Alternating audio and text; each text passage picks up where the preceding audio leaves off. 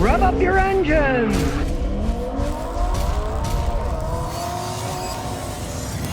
Okay, here we have the gold standard, a used 4Runner. It is a 2018. They paid 26 grand for it. It's got like 90,000 miles on it. He wants to see, did he get a good deal for his daughter or not? So we're gonna go through and show you what shape this is and tell you basically what you want to look for in a used 4Runner. Now, just looking at it superficially, paint's still excellent. It does have relatively aggressive tires. I personally would go for less aggressive tires. It's got a nice tow hitch on it. Let's take a look inside.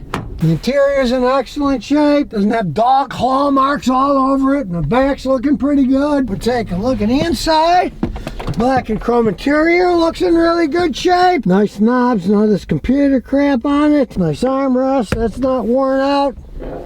Dash is good, it's not sticky or anything. It's got a sunroof. I'm not a sunroof fan, but it's got one. Now, this is a two-wheel drive. It's rear-wheel drive. It is made in Japan. A lot of people get carried away with this four-wheel drive stuff. With rear-wheel drive, these things are perfectly able to go down the road, go all over the place. Yeah, it's not off-road with four-wheel drive, but most people don't take 4Runners off-road anyway. The reason they buy them is because of what's under the hood. It's a dependable V6 engine that these things have. It's the one GRFE, extremely reliable engine. Got a very good balance of power versus smoothness. This is one thing where I think Toyota has made one of the biggest mistakes they've made in years is the new 4Runners that they're going to be selling in the United States are no longer going to have these V6 engines. They're going to have those stupid 4-cylinder turbos. And a guy brought me one the other day, and he admitted to me, he said, Scotty, I made a mistake buying this vehicle. I do not like the buzzing and the whizzing of the turbo 4-cylinder engine. These things are smooth. I've seen 4Runners with 500,000 miles. They're still going down the road smoothly. I have yet to see any vehicle with a turbocharged 4-cylinder engine go that far, unless it was a diesel, and that's a different story. Diesel engines are built completely differently. They're stronger built, they have to take all that extra pressure, and they're so much better built than gasoline engines, they have to be or they'd explode, that they can take a turbo where a gasoline engine, really, especially a 4-cylinder turbo, they rev too high, and they just wear out faster, burn oil, things that these V6 engines just don't. I've seen these things with 300,000 miles and they still don't even burn oil. You'll never see that with a 4-cylinder turbo, believe me. And truthfully, if I was going to buy one of these things, I'd buy one that looks like this. I don't know what the mechanics are like yet until I put my big machine on it, but I would rather buy something like this than buy the new turbocharged 4-cylinder. It ruins the vehicle for what it is. This is a nice vehicle for carrying a lot of stuff. Got nice smooth power delivery. You ruin it by putting a 4-cylinder turbo in it. I don't care. When you're looking at used vehicles, of course, you want to look under to see, hey, are the things rusting away? We'll get under here and, okay, these 4Runners, as you can see, they have a full frame. This frame is clean as a whistle. Realize this is a made in Japan vehicle. Now, they were wondering about the rust on the muffler there, but that's just superficial stuff. That doesn't mean anything at all. You want to look at it, hey, has it been wrecked? Well, okay, what do we got here? We got 3 fingers on the left front. So, we got on the right front. See how many fingers fit in the hole. Uh-oh. We have 5 fingers here. The wheel's got a little of a turn here, so start her up and straighten the wheel. Okay, it's straight now. Now you can see it's straight, so we'll remeasure. Okay, 4 fingers here. You go to the other side. Okay, we got 4 fingers here. So make sure the wheels are pointed straight when you measure it. Now the back don't turn, so those we don't have to worry about. The back has, at the bottom, 4 fingers. Go to the other side, we'll measure the same thing, and it's 4 fingers. So, it hasn't been squashed in. Now, I learned this years ago when a guy bought one. He said, my vehicle doesn't feel right. So I said, well, let me follow you down the road. I followed down the road and noticed it was crooked. I started measuring like, whoa. I said, don't buy this vehicle. It's been smashed in and the whole thing has been squashed. Or the body's been hit and pushed in. In this case, no, it doesn't have any of those problems. Before we get our big computer, we'll check on the inside. Well, it's been maintained. They can tell you to tow it to them. Seats are in excellent shape. They look like they'd be really comfortable. The only thing I can see is there's a stain from somebody spilling a drink here. That's about it. Now we got it plugged in under the dash. Close the door so that annoying noise will go away. And I like it. It has an actual key. Not one of those stupid keyless remotes. I like keys. They're harder to steal. And they're cheaper to replace when they go bad. And we'll do diagnostics. It's already detected the vehicle. It's a Toyota 4Runner. We're just going to do a standalone diagnosis. Notice it's a 4Runner North America 2018, and it doesn't have a smart key. I like that. I don't like smart keys. And here we go with a topology scan. So while it's scanning everything, we'll kind of look around. Nice black and chrome trim. The plastic's nice and polished. The seats are uber comfortable. Bunch of codes, but a lot of times, hey, the battery goes bad, it's got a problem. Can trip them. Let's start out with one that's got a whole bunch of them. The body control module, the main body, has a bunch of codes. So let's see what they are. Power door motor, rear communication stop. I'm assuming that a lot of these things are going that way because at some point in time they lost power because the battery's been replaced. So let's look at the driver's door motor. Here's the driver's door. Look, it goes fine. Passengers, all right. That's working, and that's working too. These codes, since this was a used car, I'm assuming the battery probably went dead. And we'll look at the tire pressure monitoring. That's got codes. It's saying that it's not getting data from these transmitters. If these systems were fixed and not reset, you're going to get those kind of codes. So we'll start her up.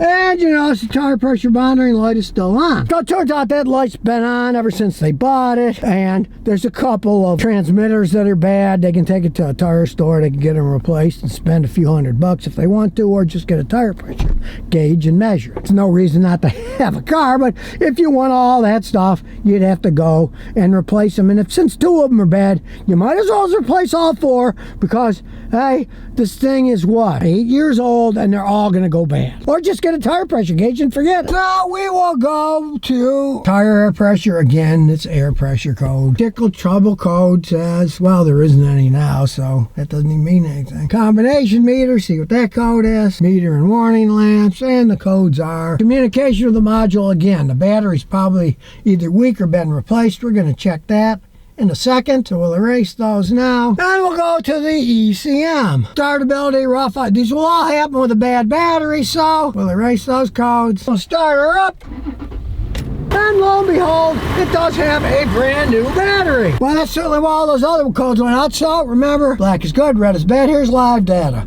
We'll start checking this live data to see what shape everything's in. It's got good battery voltage. Now, the air fuel ratio thing, look, 1 is perfect. And it's off 5, 2. Sometimes it's actually perfect. Pretty close to perfect, right? And that's on a vehicle with 99,041 miles. So we'll look to the rest. The catalytic temperatures, look, they're all exactly the same like they're supposed to be. Just go through them all to make sure none of them are red or bad. The battery cable is disconnected 15,443 kilometers ago. That's probably when they replaced the battery. Oh, the data's good, so let's take it for a road test. Got a backup camera, just a basic one because it's an older car. Doesn't have that top view stuff that I like. Because I'm getting old, I like seeing if I'm close to anything, but hey, still gives you a decent view. Totally smooth, that's what I like about these V6s. And we'll see how the tranny shifts. We just shifted gear, you can barely tell. And you're nice and high up in the air in these 4Runners. That's why people like them. Now, as I can hear, the tires are a bit aggressive for me. I like regular street tires. These are a little bit on the aggressive side. They make a little bit more noise than I care for. I would put street tires on it myself. Yeah, the brakes work perfectly fine.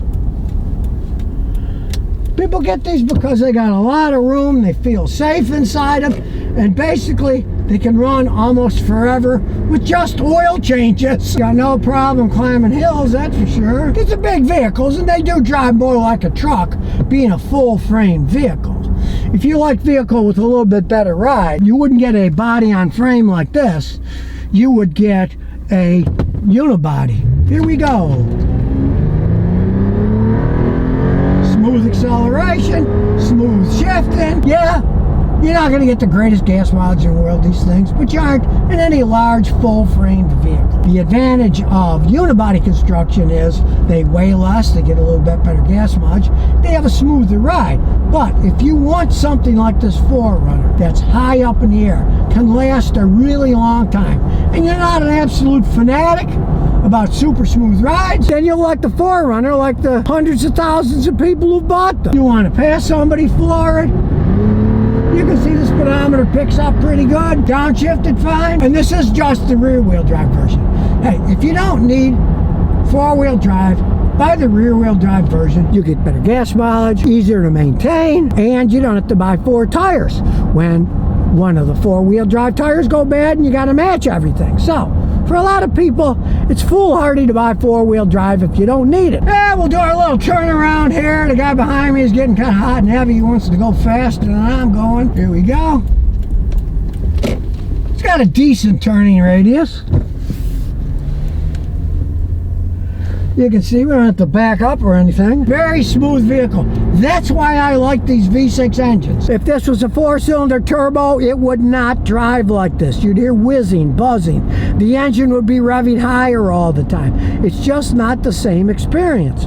People pay a lot of money for these 4Runners, and I'm telling you, Toyota, you're going to lose a lot of customers because there's other people out there that are still building V6s that you're competing with, and these people, they're not going to like a Turbo 4. Come on, Toyota, at least give your customers a choice. Offer a 6 or a Turbo 4, and I'll bet you'd sell a lot more 6s. You'll have happier customers, but give people a choice. Do not force them to buy an engine that really doesn't have the type of power delivery that this V6 does. Remember the early 4Runners, you could get 4 cylinders and people all said, we don't like the 4 cylinders.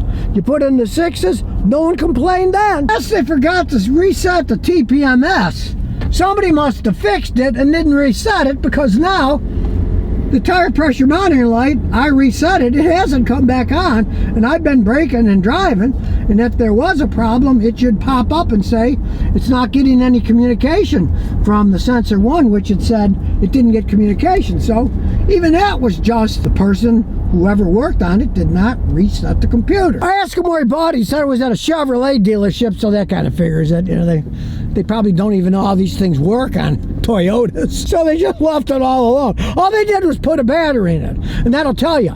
You can't just put a battery in a modern car when it goes bad. You got to reset a bunch of stuff when you do, if the battery was indeed low and caused a lot of trouble codes to set. So there you have it. It's used. It's 2018, but hey, I would rather own this thing than a brand new one. I don't like those Turbo 4s. This thing was solid, made in Japan, solid frame, and it's running perfectly fine. Sure, they're not gas misers, they're big vehicles, but I'm telling you the truth. You get these Turbo 4s that replace the V6, and they will not get better gas mileage than the V6. Sometimes they get worse, because when the turbo kicks in, the engine revs higher and use up more gas. So hey, I would even buy this one. He got it for his daughter, and she's going to be real happy with this vehicle. He's taking it out to California. So, hey, you're looking for a good 4Runner, don't buy a new one. Find a good used one like this. So if you never want to miss another one of my new car repair videos, remember to ring that bell.